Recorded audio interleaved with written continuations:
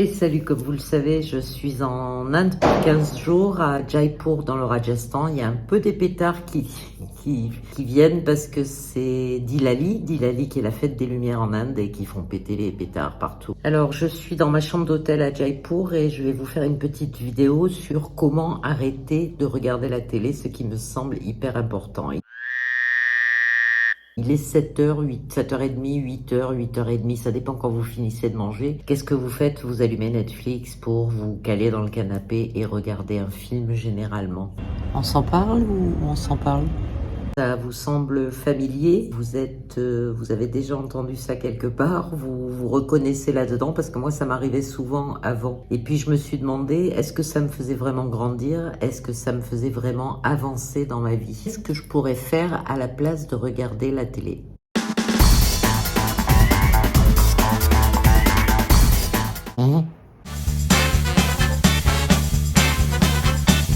Alors pour moi, la première chose à faire pour arrêter de regarder la télé, c'est de s'inscrire à un cours en ligne pour essayer d'apprendre quelque chose de nouveau. Apprendre sur Internet, c'est la meilleure des solutions que vous avez et qui existent dans le monde parce que vous êtes à la maison, vous êtes tranquille. Récemment, je me suis inscrite à 2 formations, comme vous le savez, d'Olivier Roland et Olivier Juprel. Et c'est la meilleure chose que j'ai faite parce que j'apprends, j'avance, j'apprends à faire des vidéos, j'apprends à parler devant la caméra, à faire plein de choses, mais il y a plein de solutions moins chères. Il y a Antoine BM, si vous le connaissez, qui fait des petites formations pas très chères. Udemy, où vous avez des formations pas chères pour 20, 50 balles, où vous pouvez apprendre des choses, quel que soit le sujet qui vous intéresse. Certaines universités font même des cours gratuits. Alors, si vous êtes un peu bon en anglais, si vous êtes capable de suivre des cours en anglais, vous avez l'université d'Harvard qui fait des cours gratuits, par exemple. Après, si vous avez envie d'apprendre un métier, bon là, c'est plus, ou d'apprendre quelque chose, il faut plus trouver la personne qui va vous l'enseigner et il y a certaines personnes sur YouTube qui font des formations tout à fait abordables. La deuxième chose, c'est de créer un site web ou un blog ou une chaîne YouTube. Et c'est vraiment un truc, moi, qui a personnellement changé ma vie. J'avais déjà eu 2 blogs précédemment, comme je vous l'avais déjà dit. Là, j'en ai ouvert un deuxième, dont je m'occupe pas trop en ce moment, mais ça va venir. Je suis plutôt focusée sur YouTube. Essayez de faire quelque chose, ça fait partie de la création et ça s'apprend. Vous pouvez trouver des cours pour ça. Mais créez-moi ce site web, ce blog ou cette chaîne YouTube. En plus, vous pouvez y aller, poster ce que vous voulez, quel que soit le sujet, quel que soit ce que vous dites, et personne de toute manière va regarder au début. Donc vous aurez largement le choix de progresser, d'avancer là-dessus et de progresser au fur et à mesure pour vous faire plus intéressant, d'apprendre à filmer, d'apprendre à faire des vidéos, d'apprendre à les monter. Tout ça, ça va vous prendre un petit peu de temps, mais ça va vous occuper des soirées à progresser vers quelque chose plutôt que de regarder Netflix ou la télé. C'est le meilleur endroit pour apprendre à écrire, résumer des choses, s'informer et surtout avoir la tête que vous avez à l'écran, quoi. Ça, et puis YouTube, c'est génial pour ça. Vous créez un site web ou un blog et puis quel que soit le nom, vous pouvez donner votre nom, vous pouvez donner le nom de la chose dont vous allez parler et puis vous faites une section à propos où vous racontez un petit peu qui vous êtes parce que les gens vont s'y intéresser automatiquement. Finalement, vous avez qu'à poster des choses qui vous intéressent et qui vous excitent et finalement, c'est sympa, vous allez voir, vous en redemanderez. Le post attire le post, que ce soit sur YouTube, sur le blog, sur le site. Si vous êtes un artiste, postez ce que vous dessinez, même si c'est pas extraordinaire, vous allez progresser en dessinant. Si vous êtes un écrivain, postez ce que vous écrivez, si vous aimez écrire. Si vous êtes un photographe, postez vos photos. Il y a plein d'alternatives, il y a plein de possibilités pour lancer quelque chose et vous avancer vers une nouvelle vie, un changement de vie peut-être. Je pense que tout le monde dans le monde devrait avoir une chaîne YouTube ou un blog parce que chaque personne est unique et chaque personne peut apporter quelque chose à la société. La troisième chose que vous pouvez commencer à faire, c'est méditer. Moi, c'est une des choses qui a changé ma vie. Ça fait 2 ans que je médite, comme je l'ai dit sur un short. Et ça m'a permis quand même de passer outre ces envies compulsives de Netflix. Ça m'a permis de me calmer, de me recentrer, de faire des body scans dans ma tête et d'avancer, d'être plus relaxé en rentrant le soir et d'avancer de pouvoir être apte à avancer sur mes projets, à me mettre derrière l'ordinateur et à travailler, à arriver à focuser fixer sur des choses comme j'en ai parlé dans la précédente vidéo et ça fait vraiment du bien. Pourquoi vous ne le feriez pas puisque c'est bon pour vous? Vous n'avez qu'à fermer les yeux, écouter, apprendre à respirer et suivre ce qu'on vous dit de faire. C'est pas difficile et ça fait un bien fou. Quatrième chose que vous pouvez faire à la place de regarder la télé, c'est d'aller marcher par exemple, de sortir pour une balade, d'aller marcher pendant une demi-heure, une heure. Ça relaxe, ça détend, ça fait prendre l'air, ça déstresse. Les scientifiques ont fait des études que les gens qui marchent, qui sortent prendre l'air ont plus d'habilité à se sentir bien. D'abord, ça fait du bien pour diminuer l'obésité, le diabète, toutes les maladies cardiovasculaires. Vous marchez, vous ouvrez l'esprit et en plus, vous faites du bien à votre corps. La cinquième chose, bien sûr, c'est de profiter pour faire du vide chez vous, nettoyer votre espace de vie, en fait.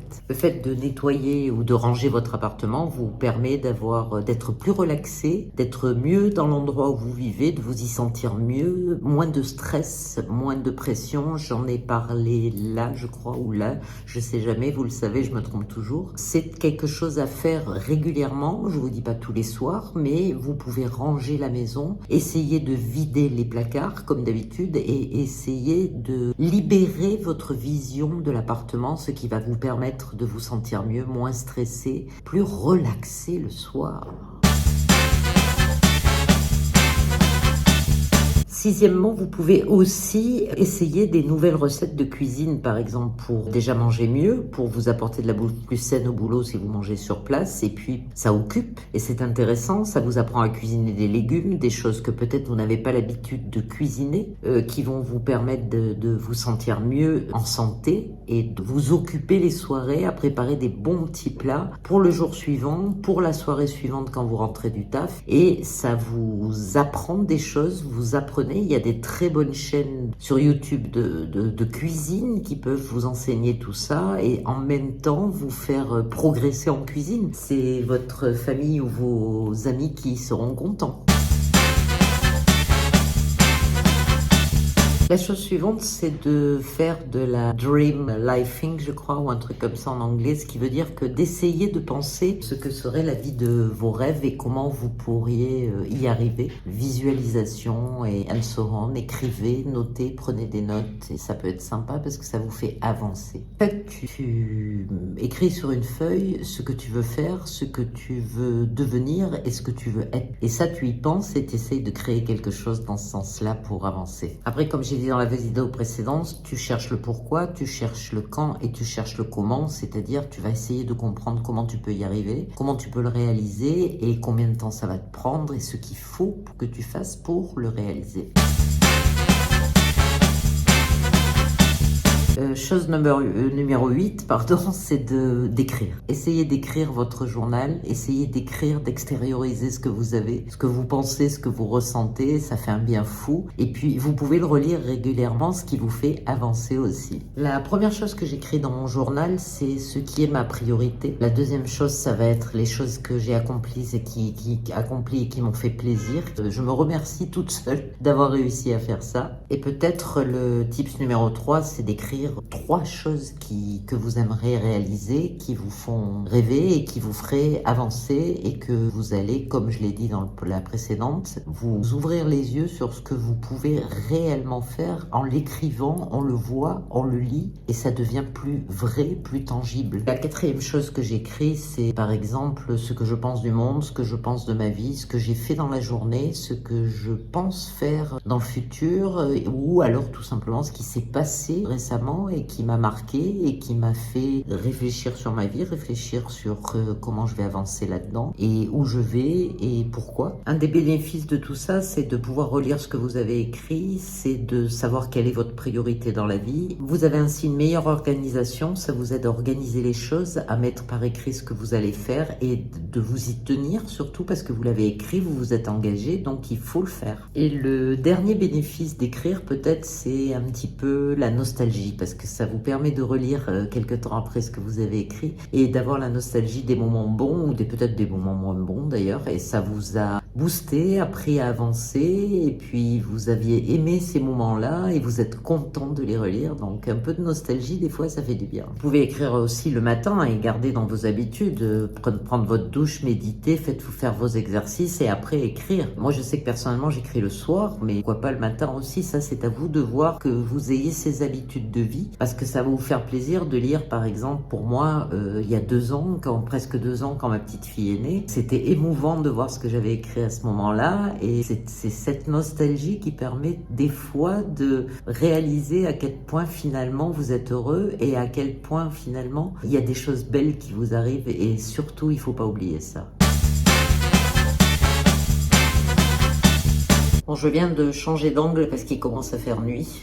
Il est 18h en Inde, donc la nuit est en train de tomber. Donc j'ai allumé la lumière et j'ai changé d'angle pour que vous me voyez mieux.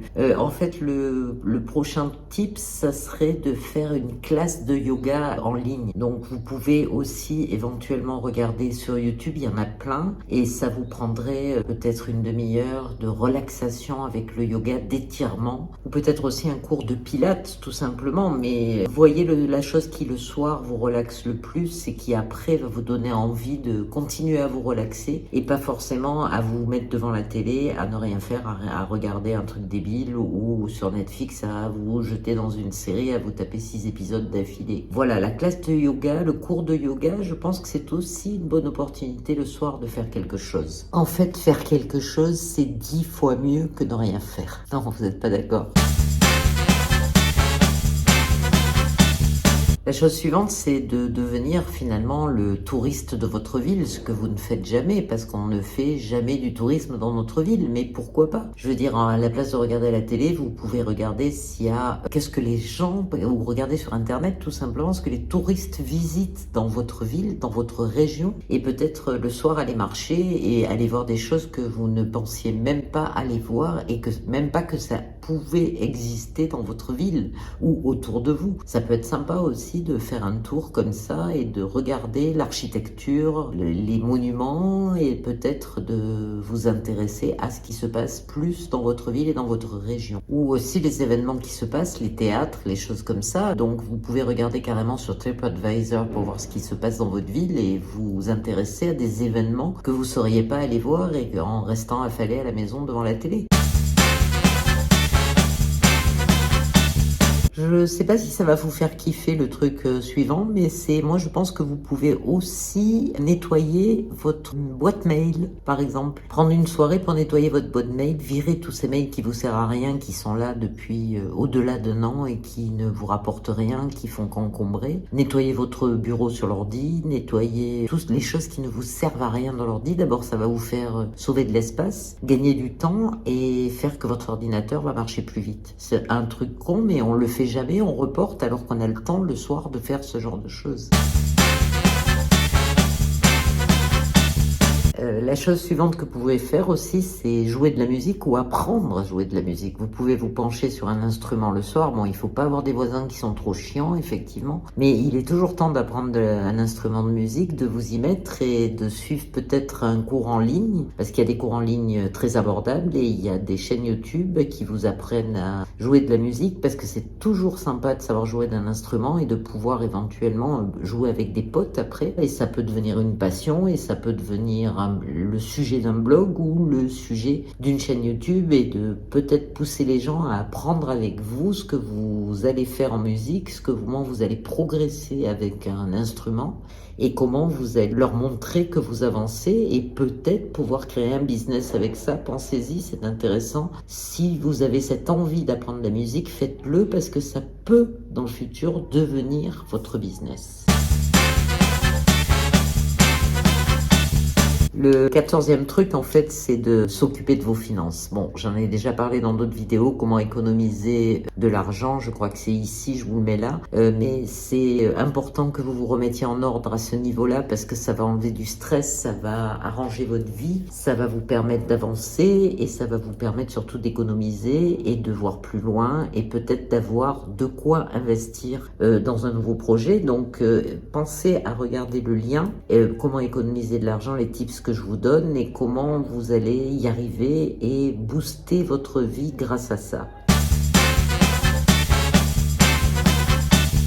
Le 15e truc que vous pouviez faire, par exemple, aussi, le soir, au lieu de regarder la télé, c'est de vous créer une séquence de blogs à lire, parce qu'il y a des gens qui sont super intéressants, qui ont des sujets intéressants, ou des sujets qui vous font rêver, comme le voyage, ou qui vous apprennent des choses, qui vous racontent ce qu'ils font dans leur vie, quelles sont leurs passions, et comment ils avancent, et comment ils font pour apprendre des choses nouvelles. Et ça va vous faire progresser énormément de lire vos blogs le soir. Vous pouvez alterner avec un autre soir où vous faites du yoga, mais ça peut être une soirée lecture de blog au lieu de regarder la télé. Ce qu'il faut penser, c'est qu'il y a des gens les plus brillants de la planète, par exemple, qui passent leur temps à poster ce qu'ils pensent sur leur blog gratuitement. Donc vous avez un Elon Musk, par exemple, qui raconte des choses sur son blog, ou quelqu'un d'autre de célèbre et d'intéressant qui va raconter ce qu'il pense, ce qu'il fait, comment il a fait ça, comment il arrive à ça. Et ça peut être de la bombe atomique parce que c'est gratuit et ça va vous aider à apprendre quelque chose.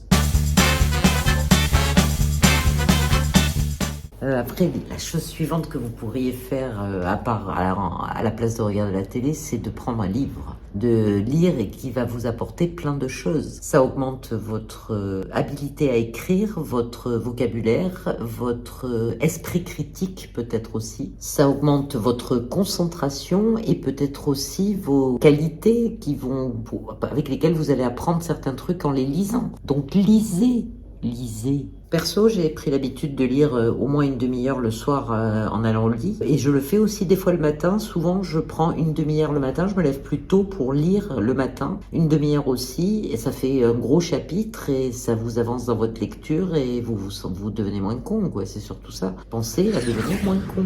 En général, je lis un bouquin de non-fiction et un bouquin de fiction, donc des romans ou des trucs comme ça. Souvent, je lis le soir le roman et le matin le bouquin de non-fiction où j'apprends des choses intéressantes. Je sais pas, ça me fait avancer. Je sais pas ce que ça va vous faire à vous, mais une demi-heure le matin, une demi-heure le soir, c'est quand même pas le bout du monde. Apprendre quoi? Voilà ce que j'avais à vous dire pour aujourd'hui. J'espère que la vidéo vous aura plu. Elle sera entrecoupée d'images de l'Inde puisque je suis en Inde, donc vous verrez des b-rolls sûrement sur l'Inde entre chaque chapitre et j'espère que ça va vous plaire. Donc n'hésitez pas à me liker, à commenter, à activer la cloche et à vous abonner bien sûr. Donc see you soon les gars. On vient de rentrer dans la vieille ville et regardez, c'est la Folai. C'est Diwali en Inde qui fait la fête des Lumières, donc je pense que dès que la nuit va tomber, ça va être super sympa. On est dans un tuk-tuk. Non, nous on était sur le tas d'ordures.